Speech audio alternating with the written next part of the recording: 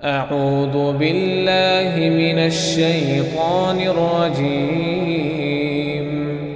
بسم الله الرحمن الرحيم. قل يا أيها الكافرون لا أعبد ما تعبدون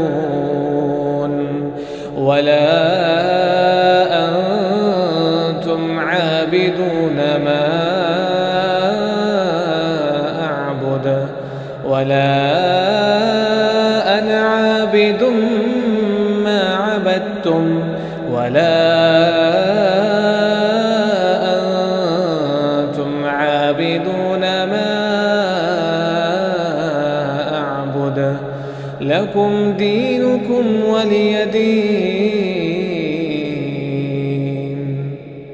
ए पैगंबर सल्लल्लाहु अलैहि वसल्लम, कह दो कि ए काफिरो, जिन बुतों को तुम पूजते हो उनको मैं नहीं पूजता, और जिस माबूद की मैं इबादत करता हूं उसकी तुम इबादत नहीं करते।